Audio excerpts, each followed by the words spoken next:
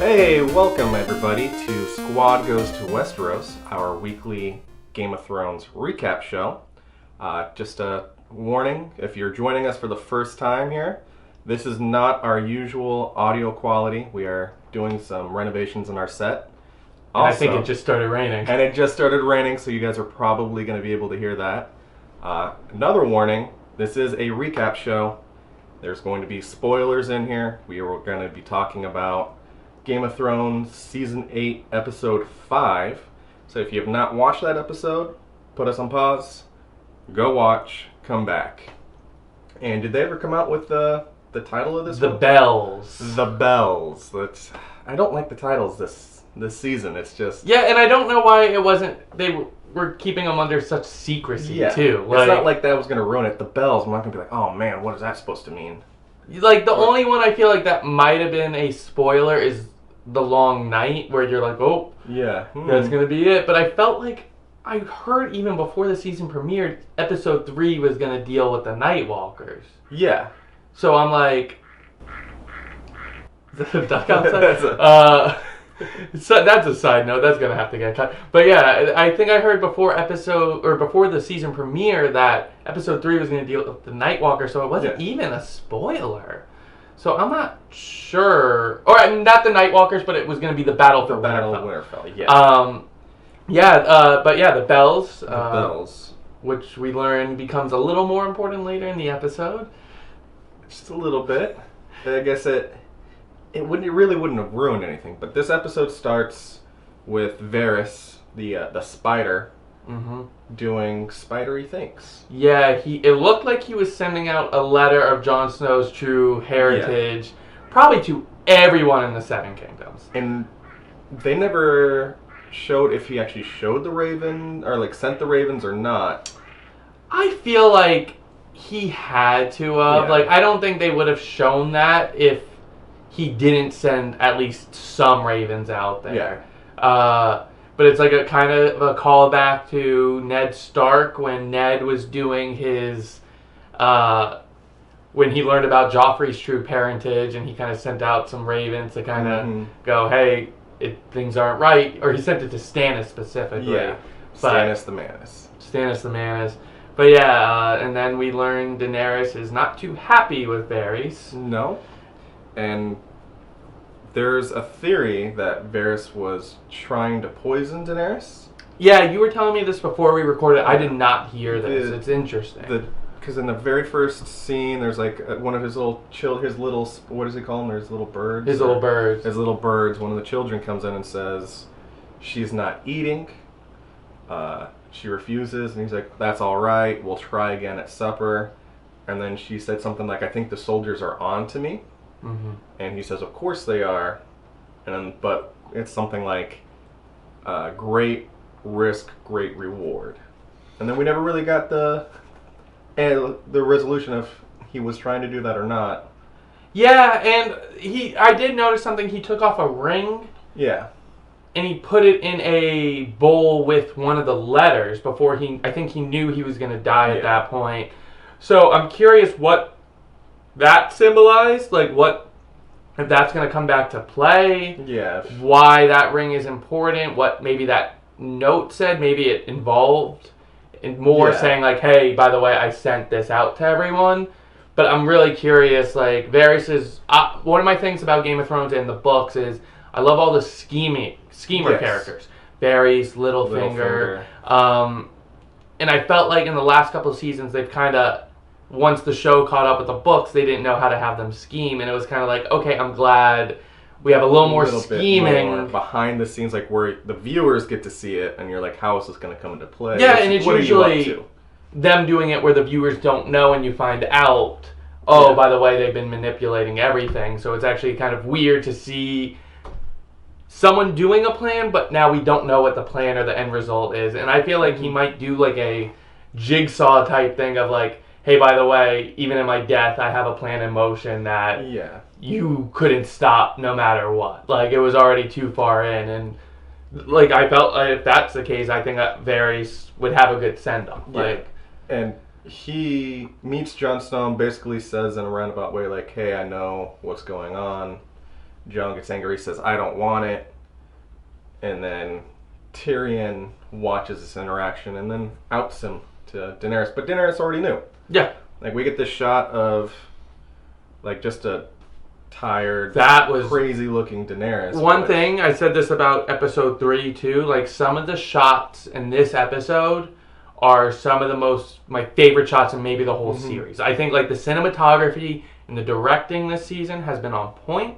But that shot of Daenerys, like you said, in the shadows, she looks a mess. Her hair's a mess. She's got the bags under her eyes. Bags under her eyes. She looks sick, is what she looks. Yeah. And you know what? That's how Varys brought it up to Jon. He was like, you know, they say with Targaryens, you flip a coin and either you're going to get a good or bad.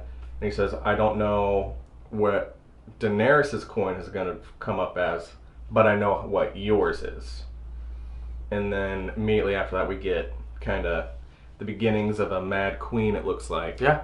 And I said that from beginning of this season. I'm a big fan of that theory. And I've always said I think the point of the books was you paint her in such a good light. And maybe it also demonstrates that sometimes even the most evil people, the crazy people, the people that do bad, they weren't always born that way, and their world changed them. Yeah. And it's like, I always like that idea in the books and the show that you follow this character, you're rooting for her. You know, people in real life are naming their kids Khaleesi. It's like, she is a person to be celebrated, and we learn, like, she changes to this monster, kind of like a spoiler for Breaking Bad.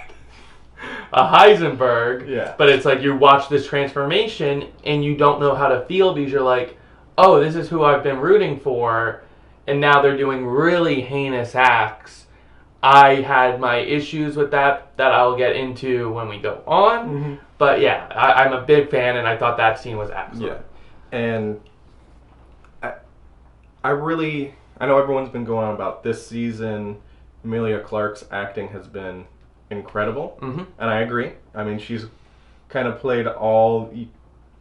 You can feel the emotion from Daenerys. Like, yeah. You can see things slowly start to slip away from her. I think she'll win an Emmy for sure. She'll at least be nominated, at the very least. I don't think she's won one yet. I know Peter Dinklage did.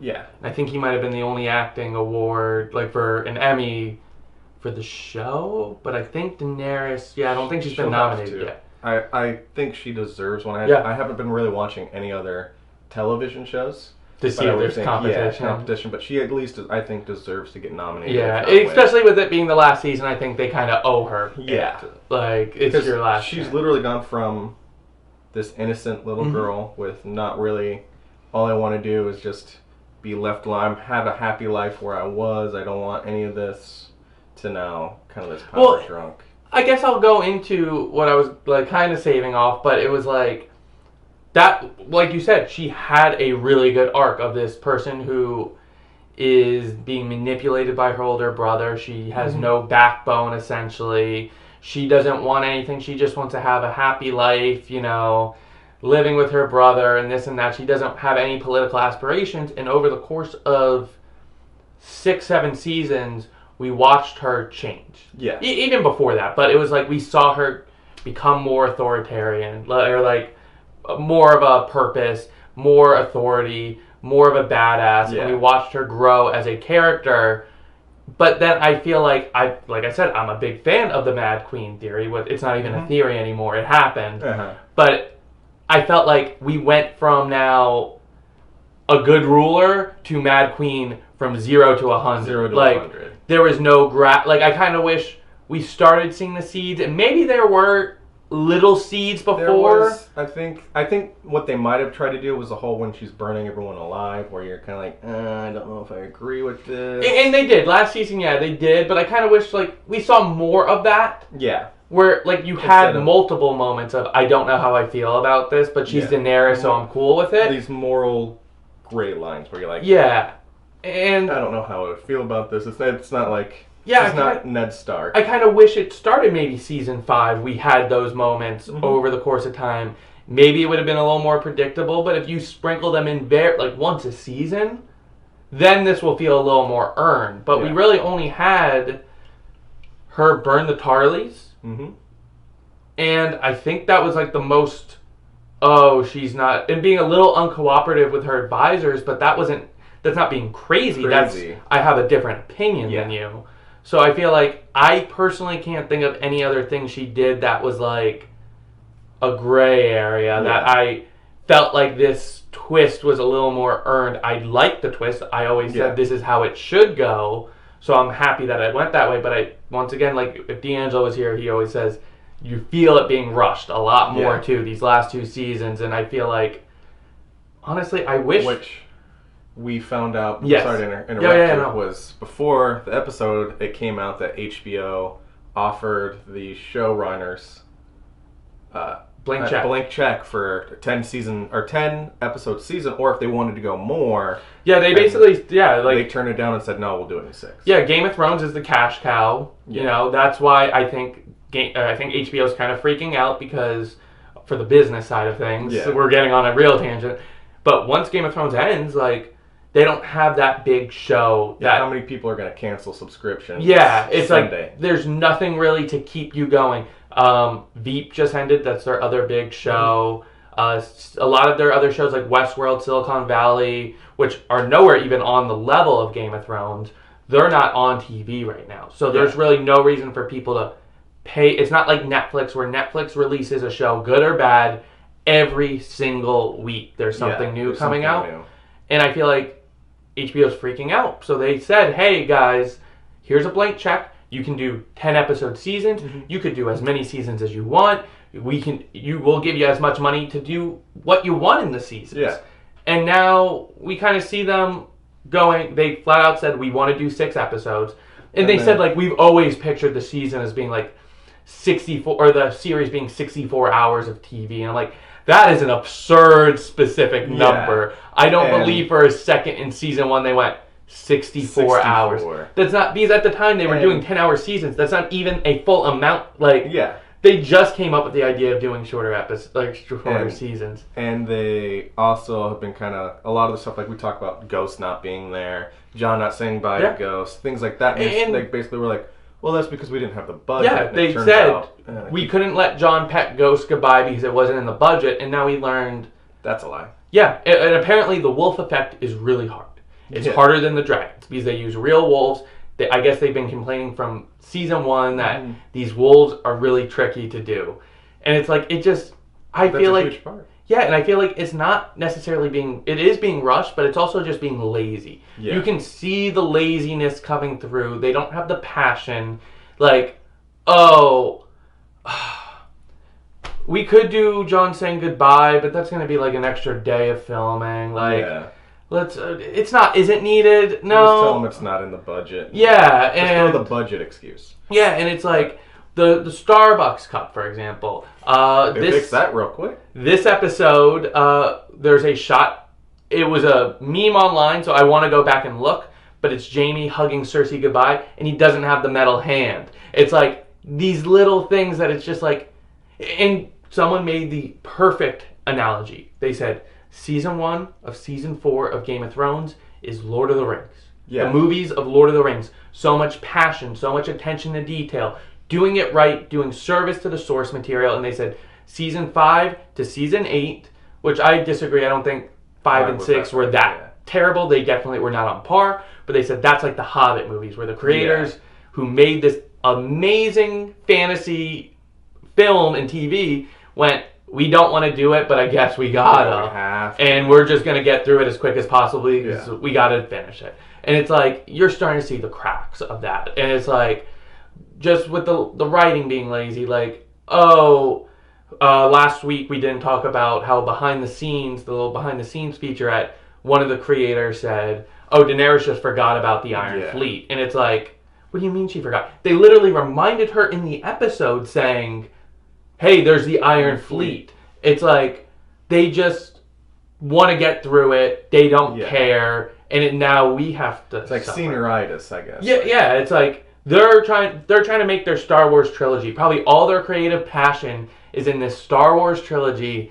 They don't care. They go, the moment we stop filming episode 8 or episode 6 of season 8, we can start working on Star Wars. We're going to 100%, Lucasfilm, and we'll be hanging out there. Yeah. And I feel like they have been just wanting to get through it. Yeah. And to bring us back, because we kind of went on a little tangent there, we get Tyrion outs Varys. Varys gets brought to answer to Daenerys. Tyrion says his goodbye, and you can kind of see the sadness. Yeah, they were always good friends. I know D'Angelo has said it, and I also agree. Their interactions. Some of my favorite. Like, I think a lot of people don't like the second book as much. I love it because it is just Tyrion and Varys in King's Landing for a good chunk of that book. And it's like, that was my favorite part. Seeing Tyrion be Hand of the King and having Varys as his, like, advisor. Basically, Tyrion, in a roundabout way, was the king. Because we really didn't have a king. And Varys was, like, his Hand of the King. Like, giving him advice, giving him, like, good advice, talking about, and, like, their discussions about power. I think he might have said the line in this episode or last, but it's, like, one of my favorite lines in the whole series, and I really like the quote, but it's, like, power is what people give you. It's something along the lines of, like... Men. Yeah, power is where people give, power to. And it's essentially, like, there's no thing. Like, the king is nothing more than just someone we say is in charge. The president of the United States is no one that we just say, he's in charge. We're giving him the power. We have that choice. We can come up with this roundabout system of who we pick to be in power, but at the end of the day... It's something we give. Yeah, if the citizens went, we don't agree with this, it won't exist anymore. And it's, you know, armies only follow their leader because that's who they're giving their power to. You're following a religion because that's who you're giving your power to. You're following someone with money because that's who you're giving your power to.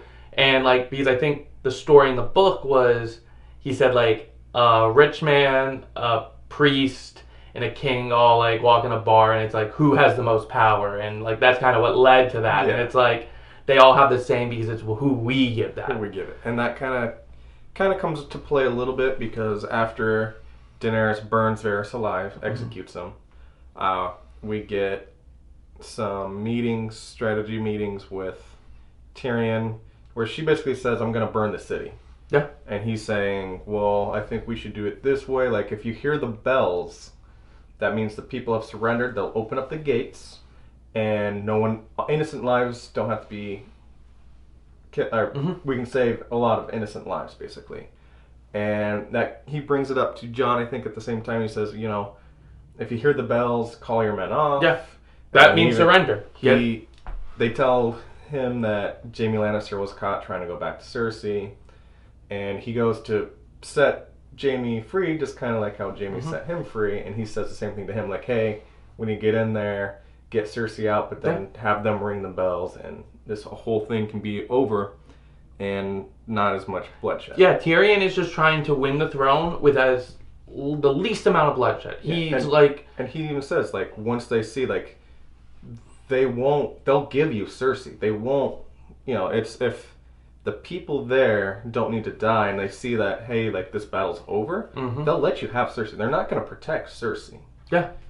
And obviously we'll get to what happens with that in a little bit. But like I said, Tyrion goes to save Jaime. One amazing scene. Great scene. That relationship, I feel like, is... I never realized I needed that scene until I watched it. I was like, oh man, I'm getting a little teary-eyed. We didn't really have a scene like that probably since season 4 between those characters, when Tyrion was in jail and he's waiting for his trial.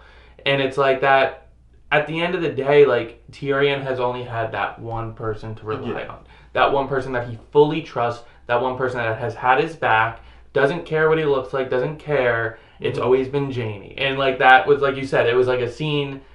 If you asked me before the season premiere what I needed to see, I don't think I would have thought about it, but now that I see it, like, I would go back in time, and that would be one of my top moments that I wanted to see. Like, and because we get kind of a tearful goodbye, because Tyrion says, no matter what, this is the last time I'm going to see Jaime. Either you succeed in getting Cersei out, and he says there's going to be a boat waiting for you. There's going to be a cave you go down where the dragon skull is, just how he escaped. There will be a dinghy waiting for you, paddle away and save your unborn child.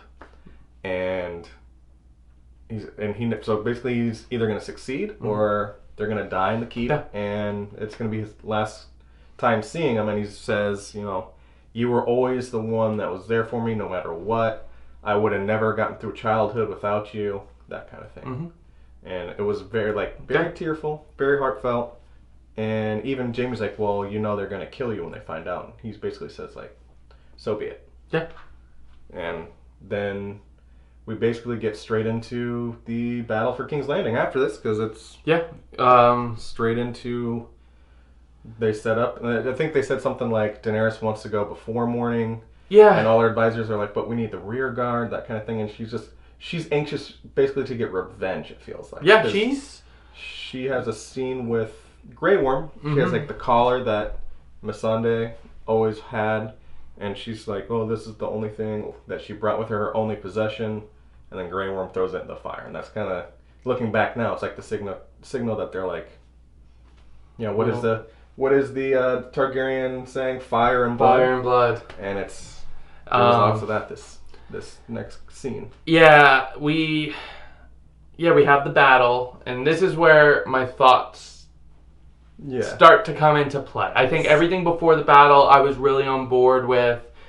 To preface everything, because I don't want to come off sounding too negative, is I don't think every episode needed to be an hour and a half. Yeah. Looking back on it, between this episode, almost all 3 episodes we've had that have been an hour and a half so far, I kind of feel like, was it needed? Yeah. Because the battle starts about a half hour in. Yeah. I can't think of too much that happened that we couldn't have fit into a half hour worth of television. Yeah. Same with the Battle of Winterfell. I felt like you could have cut that down. There was a lot of time, and then it still felt everything was rushed. Yeah, and that's the weird, I almost wish we had, if they kind of did things differently, 2 seasons. I think if you had 1 season that focused just on the White Walkers, and 1 season that focused just on this conquest of King's Landing. Because right around season 5 out of 10, you can start to get the inklings of crazy Daenerys. Yeah, and you could have started moving the pieces where they needed to move a lot quicker. At that point, books be damned. Yeah. We passed the books after about season 5. Yeah. So they didn't do things that were really in the books too much, and they made up a lot of stuff that was just in the show, but it was a lot of filler. Yes. And I feel like if you just focus that filler time to getting everyone in motion, you could have had everyone in Westeros by the end of season 6. Season 7, give us 6 episodes, 5 episodes of the White Walkers, and then give us 6 episodes of this King's Landing. I think a lot of these problems fans have been having would be a lot better because, hey, we rushed the last couple of seasons, but now we can pump the brakes to give you a good climax. Good ending that everyone wants. Yeah. Good climax, ladies. I was going to make the joke, and I was like, this isn't the show for that. I mean, it used to be. Yeah. 100%. That was Tyrion. That's, remember the first scene we ever get Tyrion, he's in bed with a bunch of horse, and they're supposed to have dinner with the Starks, and and he's like, oh, I was going to go through 3 or 4 more, and Jamie's like, I know, ladies, and he that was kind of like that brotherly relationship they had with each other. But so Dany tells basically the army, hey, wait until my signal, you'll know what it is. And then she just comes through and...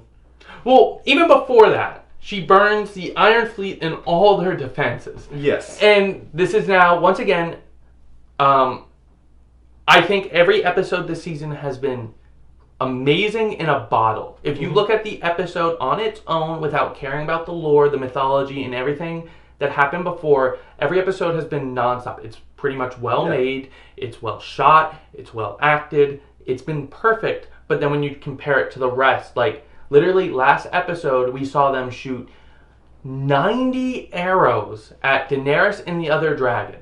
We saw them shoot so many, right? They shot off 1. Yeah. They had probably triple the firepower, and they shot off 1. Yeah, I don't know. She just came from the sun, but that would work for a little bit. Dogfights, that's what planes used in World War II. You use the sun because you can't see. It's a great cover. but Euron sees her coming. He says, yeah, okay. Or the people in the castle. Yeah. That's not going to work on the people in the castle. They're going to be in the distance going, oh, look, there's a dragon coming down. Doo. Yeah. And it's like, I feel like maybe it wouldn't have bothered me as much as if she was constantly dodging them and she just got really lucky. It just...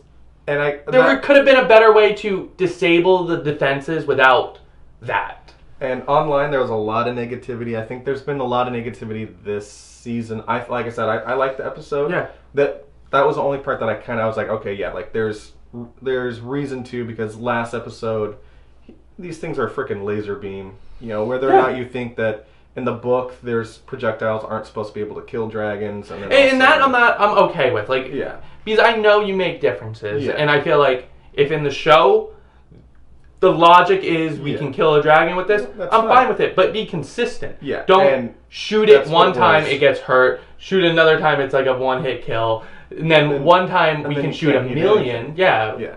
And it's like, what is the rules of this weapon? Because every episode, every time we've seen it, it's been different. It literally, I get that they just use it to make it so it wasn't such an overwhelming... But I feel like it was. Yeah, it still was. Yeah, they made it to make the sides balance. Who knew you only needed one dragon total to do anything? Yeah, and I talked to someone yesterday before the episode came out, and we were talking about how literally this season has been turning Daenerys and Jon and their army from the favorites to the underdog. Because if you look at the beginning of season 7, I remember in my mind I went, how can Cersei even stand a chance? Yeah. They have Dothraki, they have Unsullied, they have 3 dragons, they have a Northern Alliance. How can you say, what does Cersei have? And this season has been tipping the scales of balance, where now we're the underdogs. You always want to root for the underdogs. You want to be the Rocky, not the Clubber Lang or Apollo Creed. And it's like, but then watching this episode, I went, at no point did I feel like we were the underdogs. Yeah. And did you even need an army? There was no point in them being them, because then she goes around, takes out every single ballista, and Cersei's watching the dragons come through, and I think Qyburn's like, hey, Your Grace, it might be time to leave, and she goes, we just need one lucky shot. And he tells her all of the ballista have been destroyed. And then she fire melts stone, apparently, and takes down the front gate. And then burns the entire Golden Compass army, which was... One of my favorite shots was the leader of the Golden Company. Yeah. Not Golden Compass. That's a polar bear movie. Golden Compass is the company. The Golden Company, the leader who, I think said 2 words the whole series. The leader of the Golden Company, they did this shot so perfect, because it was the same shot of Jon Snow facing the horses charging, like the Battle of the Bastards, and it looks like he's going to run in and have that same Jon Snow moment, and he just turns around and books it. And then just gets a spear. Yeah, and I was like, I like the mirroring. I like the callbacks. That's the fan service I like, where it's not like in your face. It's more of a, if you've been paying attention, you'll get the reference. And that one I was like, I really like that. Because that was such a badass shot. That was a badass moment in the show. And it shows how, it gave, without any dialogue, it showed you so much about Jon Snow's character. Yeah. So for you to have this guy do it and be a coward. And run away. Yeah, and Jon has always been accepting of death. He's just kind of, it's not like he's been like... He died. Yeah, he did die. And he's just kind of like, in that moment, he's like, all right, this is it. Yeah. And then that kind of thing. But one thing that bothered me was all of a sudden we have another Dothraki horse charge. Yeah, when in the Winterfell, they basically, after the episode, they said they're watching the end of the Dothraki in the dark, and then the next episode, they're like, we lost half the Dothraki. And then here, it's like, you still had a lot of Dothraki. They get the horse charge. Yeah, I liked everything about how this was shot, because, and they were talking about in the behind-the-scenes featurette, where it's like, usually you would give these big hero shots, film it in a way of we're the good guys coming in. You would have a lot of shots of Daenerys on the dragon and see it from her point of view. And they went, no, we're going to film it from the citizens and show the horror of this. Yeah. And it's like, we're not going to make it look like the good guys are charging. Or you don't I don't think there's even really any shots besides her burning the fleet of Daenerys the point of view of her on the dragon. It's all from down below, and you see her in the distance, and it was terrifying. And honestly, that's the end of the battle, because once Jon, the Northern Alliance, and the Unsullied, and everybody get into the streets of the city, they like come to this standstill where they're like facing off. There's the Lannister army, and Daenerys lands on like, after she's made a ring of fire around the city basically, and then she lands on like a wall somewhere, and the Lannister army just kind of like looks back and forth. They know it's done, so they throw down their swords basically as a surrender. Yeah, and I thought that was a good moment. And then the bells start to ring, and you're like, okay, this is it. And Daenerys just hears the bells, and like it's like the switch gets flipped, and she gets up and then just starts burning everything, just killing everyone, citizens, everyone. Doesn't matter, don't care that you've surrendered, burn them all. And you can kind of see like Jon kind of go confused, and then Grey Worm just spears the leader, the first guy that throws his sword down, just spears him, and then it's like all morality is ended.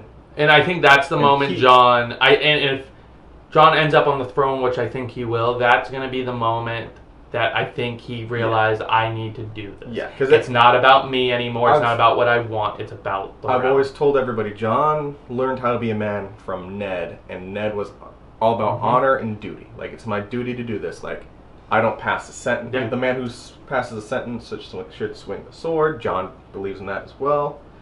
That kind of like thing, right? Like, it's my duty. Like, even with the children, it was like, I could keep this to myself, but it's my duty to let everyone know, even though it's going to put him in danger, basically. That everyone told him you shouldn't do it. And I feel like Jon, even though he keeps saying, I don't want it, I think now is when he realizes, I don't want it, but it is obviously my duty. And that's what Barry said this season was, maybe we should have a king that doesn't want it. Yeah. Maybe we need that. Someone who... how I think the first Targaryen, Aegon Targaryen, kind of did with his sisters, right? They conquered, but he didn't really want to rule. And I have to double check. I know I think he did because he started a war. I think he was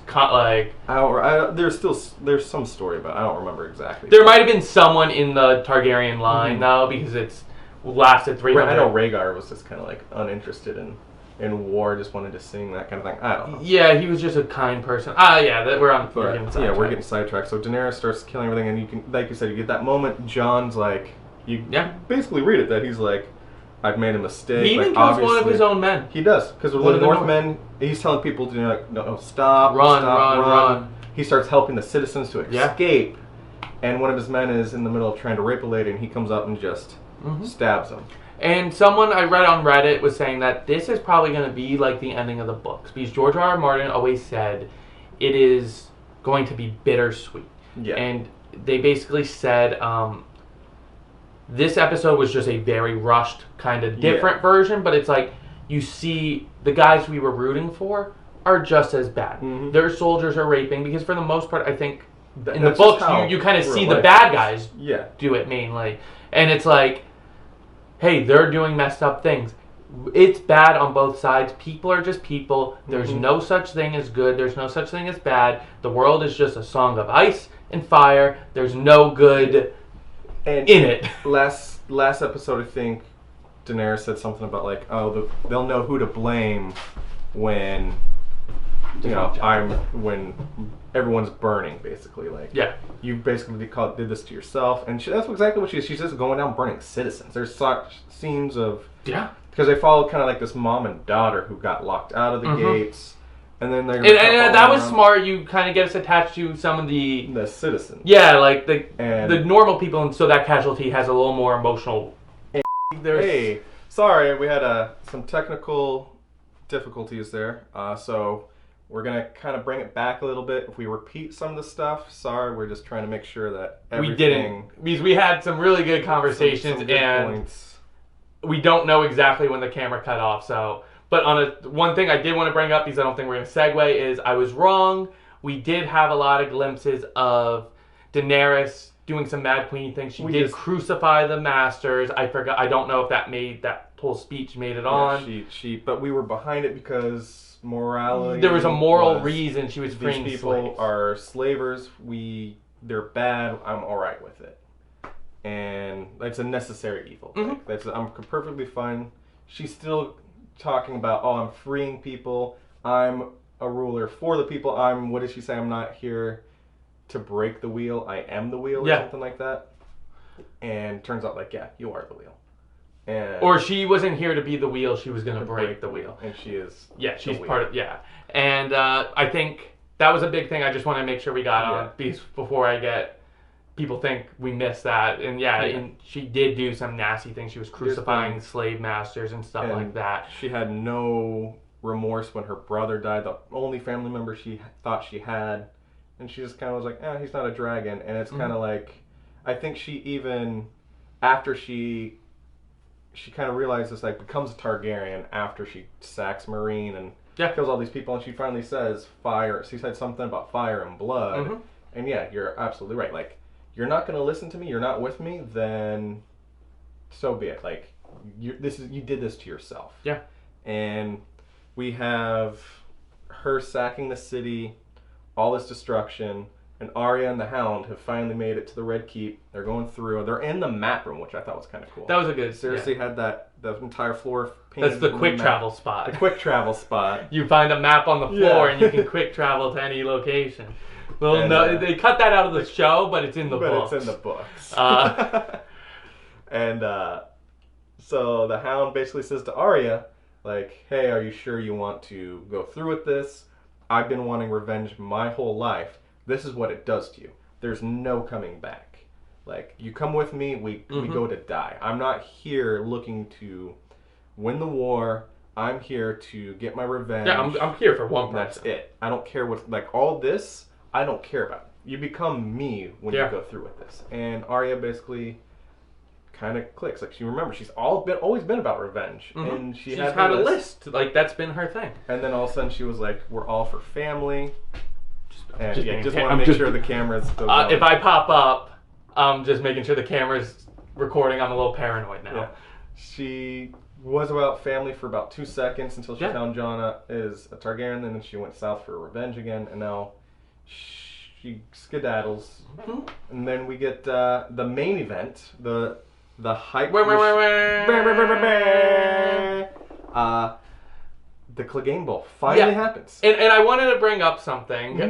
When the Mountain and the Queen's Guard and Cersei were coming down the stairs and the rubble fell, it hit the mountain and it cut to a shot of another Queen's Guard guy on the ground, and I was like, did they just kill him off right now? Yeah. And I was going to be livid. I would have just stopped the episode. They have teased the Clegane Bowl several times when, like, the Hound just, like, I think he starts to after, you know, the religious Hound when he's all by himself and then everyone gets killed, and then someone says, you can stay with us, and he says, I have unfinished business. Yeah.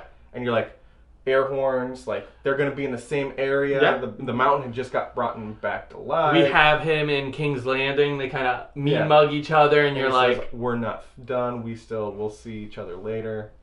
And then you're just like, they know the hype is there. Yeah. Everyone loves the Clegane Bowl. And then you're just like, did they do this to me? They crushed him with them. Just the way it was shot, I was like, ugh. Yeah. But thank God it didn't happen. Qyburn and the Queen are safe. We get Qyburn, the Queen, and the Mountain, and then down at the bottom of the stairs is the Hound, and we get this beautiful shot that you wanted to talk about. One of my favorite shots was like the Hound coming up the stairs, the Mountain on top, the sun coming in, the rubble. It was ash and beautiful. Dust. Like, I always say, like, if a shot in a movie or a TV show is, like, so good, you could literally print that and put it on your wall, and it would look amazing. And I felt like that's one I could probably print and put on my wall, and it's just so picturesque. This is totally unrelated. We were in New Orleans, and you bought a film strip from Star Wars. I feel like that would be, like, you would get, like, from this season, I would want Dothraki Charge. It was just a film strip with, like, certain scenes on it. I would want that scene from Dothraki Charge, Mount Clegane Bowl, and I'm sure I can find something. Probably the one I really like, the two dragons up by the moon. The two dragons, above the clouds. Yeah. So we get the Clegane Bowl gets started, and we found out where the CGI budget really went to, and that was turning the mountain into Varys. Yeah, and that really threw me off because I was like, are you trying to tell me something? Yeah. Like, because he took off his helmet, I'm like, and there was this brief moment that I went... Was that Varys' last moment before getting burned by the dragon? I was like... Did he pull an Olenna? I was like, tell the Hound it was me. I want him to know it was me all along. There's this brief moment I had when he took off the helmet. I'm like, is that a burned up Varys? Like, did he get jacked? Like, it looked so much like him. Yeah, he's got like almost grayscale. Another thing that I really liked was to build the Frankenstein metaphor was the monster defeated or killed the creator. I forgot to bring that up. Yeah. Qyburn, so as soon as he sees the Hound, they keep going shots of his eyes, his red eyes. And Cersei's like, let's just ignore it. Let's keep going. Protect your queen. And even Qyburn's like, he starts to go to meet the Hound, and Qyburn gets in front of him and says, defend your queen, listen to me, I'm your I think he might have said, like, I'm your master or something, like, and he literally just gets bitch slapped. And a part of me thought, like, the mountain was just going to, like, obey, like, because he's not even human at this point. Yeah. And I thought, like, he was just going to leave and, like, go follow the queen. And I was like, oh my god, they're just going to tease us and not do it. And then Iron Man, Tony Stark himself, Qyburn, gets bitch slapped and killed. Yeah. And then Cersei just kind of skedaddles off. She's like, gotta go. She just kind of like squeezes by and see ya. Yeah. Ooh. Would you look at the time? I got places to be. I got a boat to catch. Sorry. But you guys catch up without me. And the Claybo, perfect. Loved everything about it. Yeah, we get this great battle back and forth. The only person who can you get the feeling that could stop Mountain, because he's literally like putting a sword through boulders. Yeah. And the Mountain, or the Hound's keeping up, stabs him literally right through the chest with his sword. Yeah. And you think, okay, he's finally won. And the Mountain just kind of rips that off, takes his breastplate off, and then we have, I think you said before, was like the Mountain's greatest hits. Yeah, where he's gouging out the eyeballs. Gouging out. And I had so much PTSD because I was like, no, don't do this to me. And the Hound, like, what a better way for the Hound to go out. Like, the only thing he hates more than fire is his brother.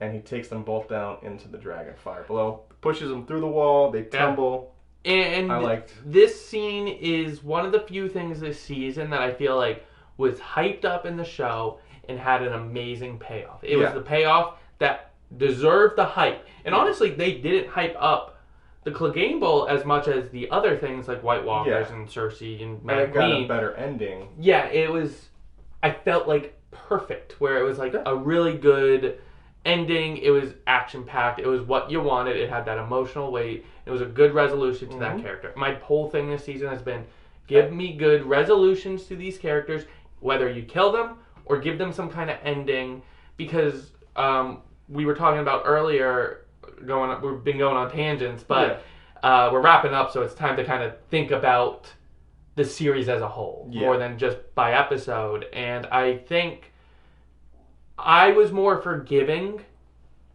last season, these characters fast traveling and stuff, and things being rushed, because I was like, to get the people in place. we had to move our chess pieces to the right spot. We needed these characters in Winterfell. We needed these characters in King's Landing. We needed all these people in certain spots because we have a payoff in mind, and we need them there for a reason. And ultimately, I feel like there has been no payoff. Yeah. There's no reason we needed to move Davos around the world to get him in Winterfell. We don't need him in King's Landing right now. Really, Tormund, we were talking about, Tormund, they wrote off the show. They said he has to go. They gave him at least a close. It wasn't a great ending for a character, but they didn't keep him around. We didn't have shots of Tormund running around Winterfell or King's Landing for fun. The wildlings have no, and I feel like that with Davos. I'm like, why is Davos around? He's a great character, and even if he has something in the last episode, he doesn't need to be in the back. Like, and I just feel like... And my favorite thing is, like, Davos... Remember when Jon Snow was dead? Yeah. Davos is with his body because he's at the Night's Watch after getting sent there by Stannis. And, like, the remaining brothers of the Night Watch are coming in to take Jon's body, and I think that's like Dolores, Ed, and Sam are there. Yeah. And Davos literally looks at him and says, "Sorry, boys, I've never been much of a fighter. And I'm sorry for what you're about to see. I've never been a fighter." Yeah. And then now that guy has now survived Winterfell, Battle of the Bastards. He even said that King's in this Landing. season. When they were at the fireplace, he's like, "I survived all these battles," and he named them, and he goes, "I'm not a good fighter." Yeah. And it's like, that's pretty damn lucky, huh? Yeah. Like, and the thing is, like, what has and to show like why are certain if we're keeping around characters, they should have some purpose. Yes. What has Davos done this season? He, other than suggest that they should avoid everything, just get Dany and Jon married. Not too much. What has Varys? We now have something. What has Bran done this season? The most underutilized character of all time? You mean the literally all-knowing demigod? I think he watched Endgame while he waited for the Night King to show up. Like, hey, just send me a text when you're here. I'm going to be watching a movie. What has Sansa done this? Oh, Sansa has done stuff. That's a bad example. What is literally like... I feel like when they got rid of Littlefinger, and she's just basically Littlefinger. Yeah. She's like a mixture of everybody. I know a lot of people hate her character, but they could utilize her character. What has Sam done this season? Other than be the one to tell Jon. But there was other characters that knew that, so it wasn't. It didn't need to be him specifically. And Sam got his goodbye too, because he. Yeah, I don't think we're going to see Sam. North, or where? He just stayed in Winterfell. I don't think we're. I really would be surprised if we see Sam next episode. What has Bronn done this season? Why is Bronn alive? Yeah, why is Bronn? There's a lot. And I brought that up earlier in this on a Squad Goes to Westeros, and you and D'Angelo said, "Well, I think there'll be some payoff." And there's not. It's obvious now that there's nothing. Like, what is he gonna do? Show up next episode going, "Hey, I'll take Highgarden. Give me the castle." And it's like, at this point, why was he kept alive? Why are we using him? Why are we wasting time with that character? Yeah. You could have easily last season either kill him off or write him off. And that's my attitude is it's a big ensemble cast. We have so many characters. And this season we had about roughly 9 hours of TV, give or take. I didn't do the math. 9 hours of TV. Why are we going to spend even a minute on a character that has no purpose right now? I agree. Why did we even add the subplot of Bronn has to kill Jaime and Tyrion when halfway through the season he shows up, kicks in a door going, "I'm going to kill you." No, you're not. You're kind of right, but I might, and then walks out. And it's like, I don't think we'll see him again. And it's like, why did you keep him around? He's a fan favorite character, but you're not giving him any fan favorite moments. There's no moment where I'm like, top 10 Game of Thrones moments when Bronn kicked in that door and pointed across. Everyone's favorite Bronn moments are when he's kind of drinking with Tyrion and their conversation. That's what made him a fan favorite. I would appreciate Bronn more. Like, I would be like, okay, he had a purpose. Let's say he got caught in a battle, and then it came to Jaime or Tyrion about to die. He saves them, and he goes, "You owe me that castle." Even though that's a minor thing, he at least served a purpose, and that storyline had a payoff. Yeah. But right now, these characters are here, and we're kind of wasting time showing them when they're not doing anything. Why did Sam survive the long night? What has he done since?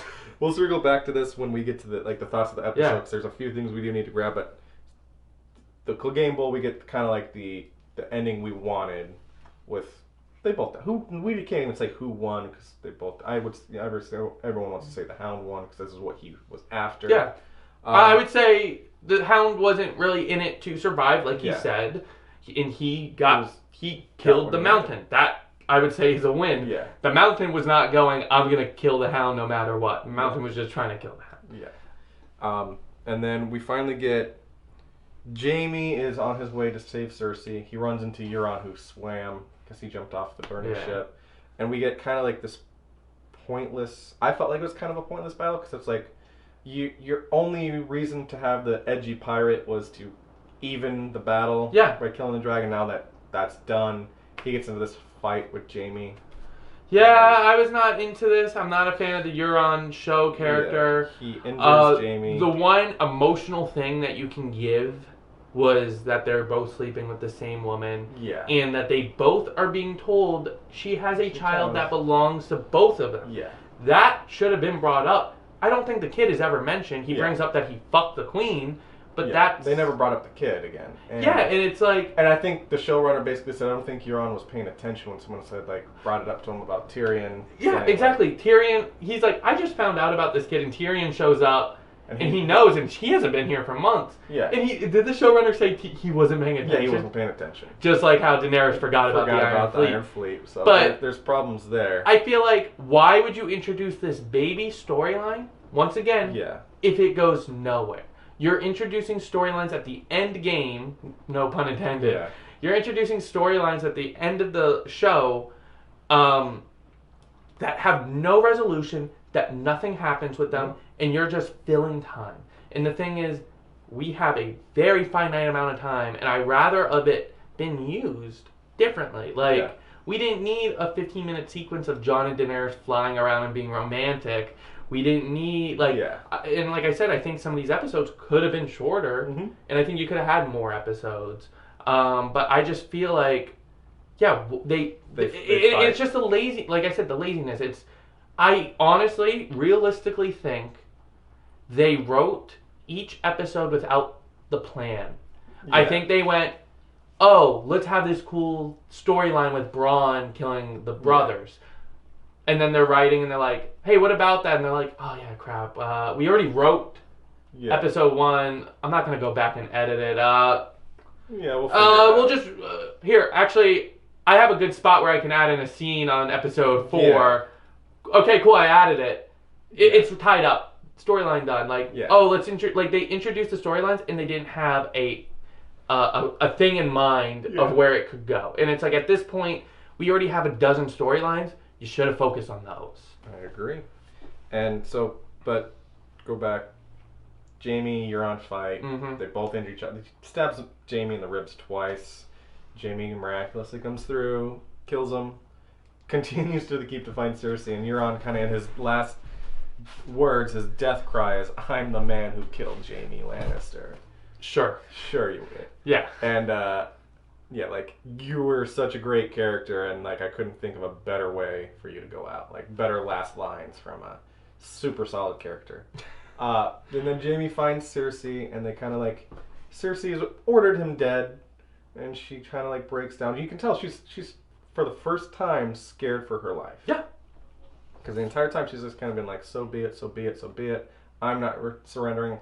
Tyrion gives her the out, like, surrender, like, all you can save the child. Yeah, because, I feel like Cersei is good at playing the Game of Thrones. Yes. That's why she has been in control of that throne through her children or through her since probably season 2, the end of season 1. Ever since Robert died, she has had almost a say in that throne.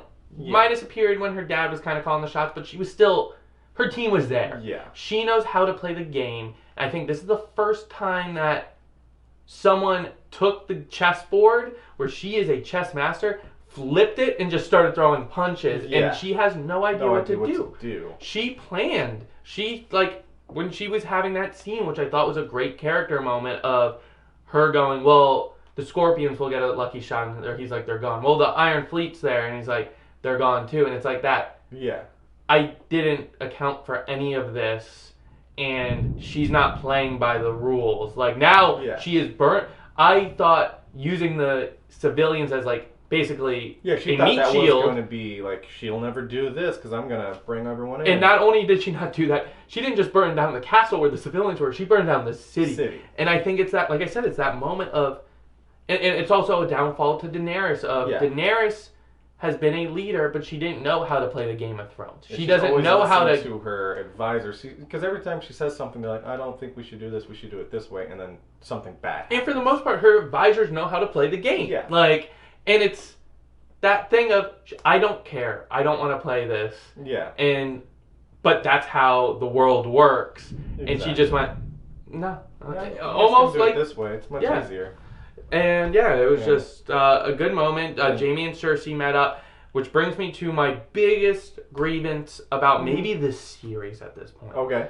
Is I think Jaime Lannister is one of the most well-written characters, both the show and the book. He has the greatest character arc. You can argue he is one of the main characters. Of Yes. Robert's Rebellion, he is the hero of that story. The unsung hero. And I think it's a good metaphor of being like in an abusive relationship. He is in love with this monster, and he can't get away. Mm-hmm. And throughout the series, he has seen atrocity after atrocity and moved through, like, kind of detached himself and moved on. Mm-hmm. And then literally he moves on. He had a happy ending. Honestly, if his story arc ended with him and Brienne being happy, perfect. I would have been upset he didn't get a conflict with Cersei, but I would have been like, you know what? Mm-hmm. Now what I see, I'm like, yeah, I would have been more happier. I wouldn't Yeah. Like, I would have been upset if he stayed with Brienne and he never saw Cersei again. I would have been like, well, I wanted him to have a resolution with Cersei. But now when I see the alternative, I'm like, him immediately going, well, I need to be with her. And it just goes like, this metaphor of being in this emotionally abusive relationship is like, well, you'll never move on from that person. Like, no matter, even if you find a nice person who is perfect for you, who helps you, makes you a bigger person, you're always going to go back to that monster. Yeah. Any woman and man out there who's in an abusive relationship, too bad, you're screwed. And it's like, he really digressed. Like, everything he has changed. Everything, like, becoming a good person, atoning for his sins. All this, he literally went, no, I need to be with Cersei. Yeah. And it was just like, and how they died, we'll just jump into it. Castle crumbles on him. I don't care about that. I'm more upset that he was there. He was there. I wish, like, once again, if I'm writing, and once again, hindsight, when I can pick apart and say I can write it better when I see it. But him and Brienne should have been in the battle. If you want to have that same ending. Yeah, why wasn't Brienne there? Brienne and Jaime should have been in the battle. He sees the castle coming down, and then in that moment, he should have went, when he's seeing it with his own eyes, goes, I need to be with her, and leaves. Not this, I'm going to go on like a 3-month horseback ride, and like, in that time, he didn't think like, am I crazy right now? Yeah, am I going nuts? It should have been a heat of the moment thing if you wanted to do it that way, but I still think it's dumb that he did it that way. The way everything was set up with Tyrion and making them, he even asked Davos, like, you're the greatest smuggler, I need to ask you a favor, to get the dinghy ready. Like, the plan was for Davos to smuggle. Was it? Because he wasn't there. Yeah. Well, I'm pretty sure the dinghy was for them to escape. Davos just dropped the dinghy? I don't know if that was it. I'm not sure, but, like, the storyline was there for them to escape, go to maybe Essos. Yeah. And maybe we kind of have, like, the same thing. Like, you gotta remember, the last rebellion, the mountain is literally bashing the baby Targaryens against rocks. And that's what... And someone smuggles Daenerys as a baby and her brother across to Essos. And that's what we were talking about before we started recording was, I think it would have almost been bittersweet for Cersei to get away. Yeah. Sure, if Jaime has to come, whatever, I'm going to be upset. But I think I would have liked it better if Cersei got away and it's that bittersweet moment of, I took over the throne, Daenerys is like, I won, but she knows there's a threat out there. Almost like how Robert was. Yeah. Robert was so paranoid. He said from the beginning, a Targaryen is evil. We got to kill her as a child. She's going to cause problems. She's always going to see enemies. She's going to go crazier because any person that comes up to her, she's going to be like, is this a Lannister spy? Because she knows of all people what you're capable of when you're across the sea and you have nothing. You can build an army and burn down the world. You got to remember, like, when Robert's like, we need to have her killed, she's got a Dothraki army, or she's marrying a horse lord, and Ned basically says, like, she's a little girl, she's in a different land, what threat does she really pose to you? Like, don't do it, and then, oh, this is the threat that she kind of poses. I think Robert was right. I think... we should have killed her off. I think that would have been a great kind of full circle, like, if then the Lannisters go across, they have the baby, and they're like, maybe that ends, and you're like, I wonder, like, when that baby grows up, because Cersei's going to be like, they took our crown from us the same way. Yeah, it would have been the cycle, always goes around. Cersei, maybe if, Cersei had that baby now can grow up, going, they took our crown, it would have been more poetic. And also, I think, death, the way Cersei died, was too good for that character. I think, honestly, having her get everything taken away from her children, her power, everything she loved, her family, having it being ripped away from her and her being sent to the middle of nowhere with nothing would have been better for that character. Is a more horrible ending for that character than her just dying in the arms of someone she loved. Yeah. Like, that's the thing. You gave her she died, but she had a happy death. Yeah. Embraced with the one she loves. She says the line, at the end, I don't want our baby to die. Yeah, at the end of the day, everything ended up okay for certain. Like, in a way, like, she got a somewhat happy ending despite everything. And I think her staying alive, and maybe they're alive, it could have been a big misdirect. I doubt it. By the way it was shot, I don't think they're getting out of that. But I think, like you said, you set up the baby.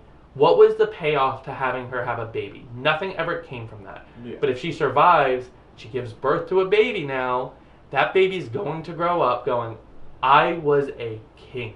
I was supposed to be a king, and they took that crown away from me. Yeah. And I think it would have been better if maybe it was twins. And it's like, you know, fast forward 10, 15 years, and it's that same relationship, a sheepish girl and this boy who's going, that was my throne, and it's that payoff. And maybe even have the same scenario with Daenerys and Tyrion, like, Daenerys going, we need to kill Cersei's kids, and then Tyrion goes, still like, because he would do anything for family, but like, you know, maybe, what threat do they pose? If it had fast forward 10 years and we see that, and it ends, that would have been an amazing ending. It would have been that, oh shit. Yeah, because the Game of Thrones doesn't stop. Yeah. Like, just because we've gone through all this 8 seasons worth of stuff, the Game of Thrones will keep on going on. Yeah. And that's honestly, George R.R. Martin had that problem with the books. Yeah. After book 3, he wanted to fast forward 5 years. Right?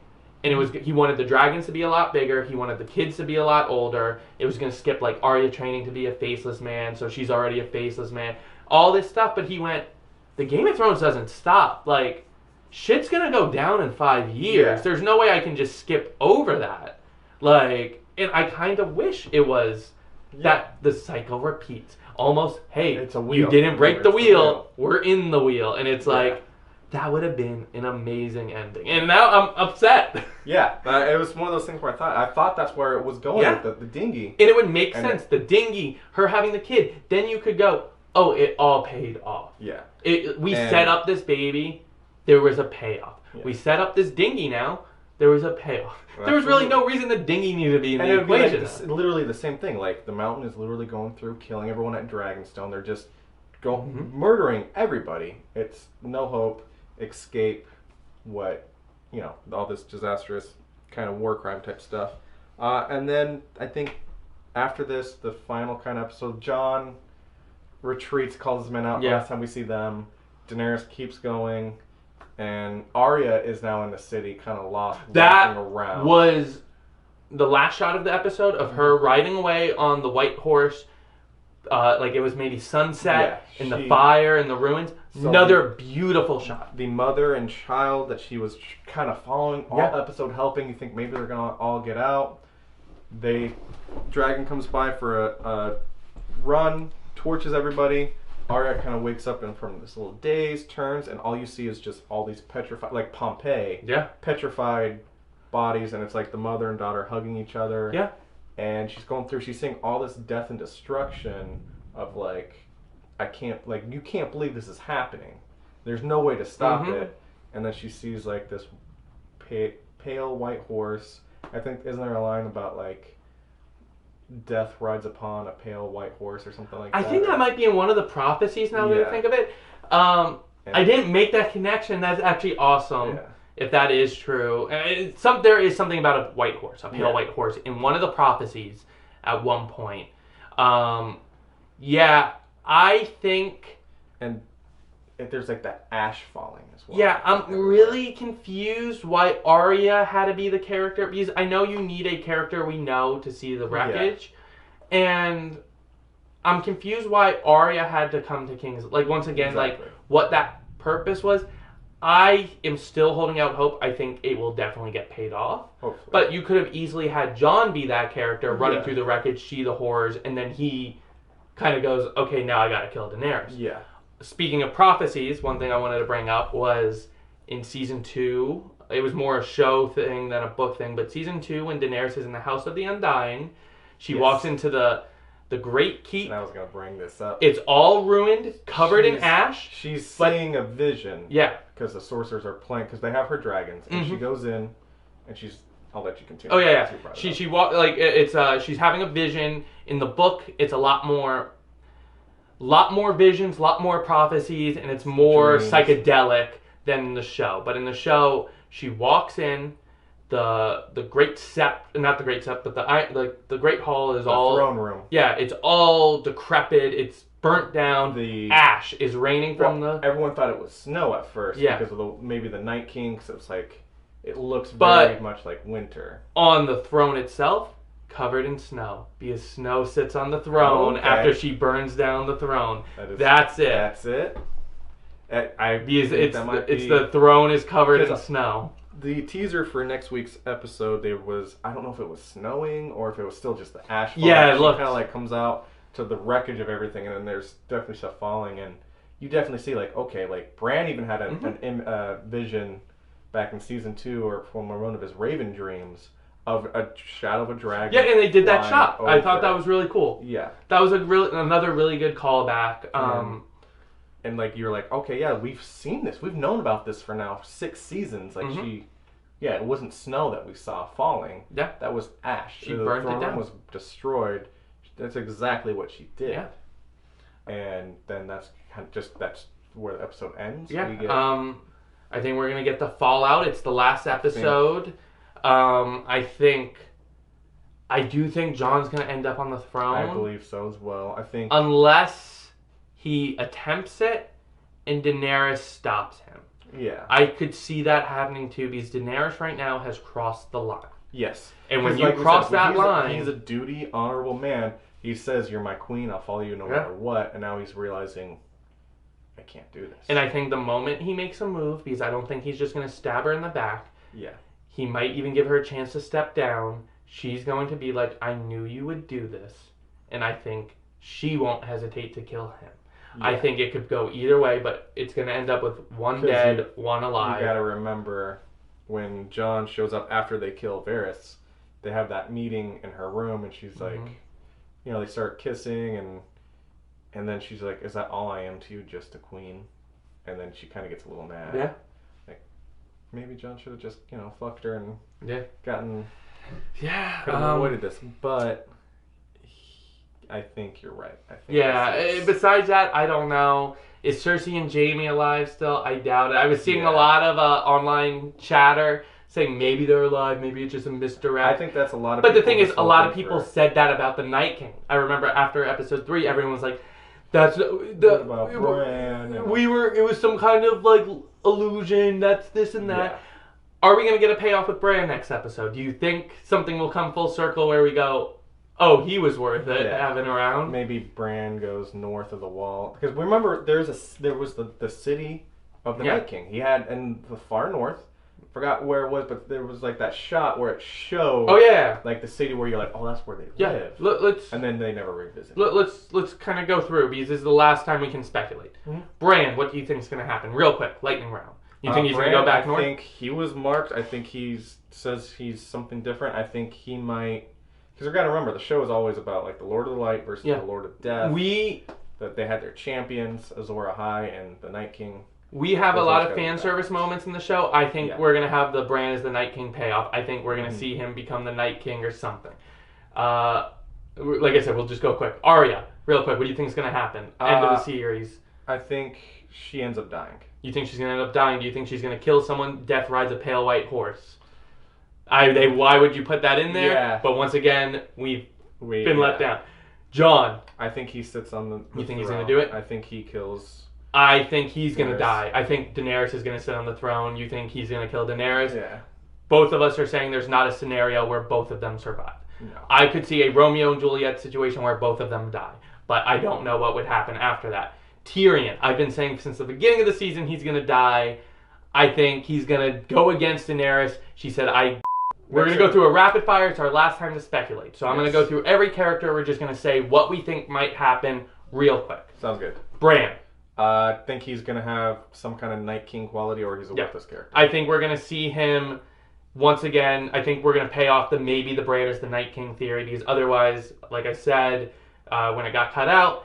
You could cut out Bran's character completely. He could have died by that assassin after he was pushed from the ledge, and the show would have stayed the same. Yeah. Jaime and Cersei, they're dead for good. We're going to say that. Tyrion, what do you think is going to happen? I think he's going to have to answer to Daenerys. I think he's going to challenge Daenerys. Challenge her. What have you done? She's gonna. You've betrayed me for the last time. You set your brother free. Yeah. Torch. I think she's going to kill Tyrion. She's past that line. Daenerys, what do you think is going to happen? I think she is going to have to die. I think George R.R. Martin always said there's going to be a bittersweet ending. It's going to be something that just leaves a bittersweet taste in your mouth. I think Daenerys is going to end up on the throne.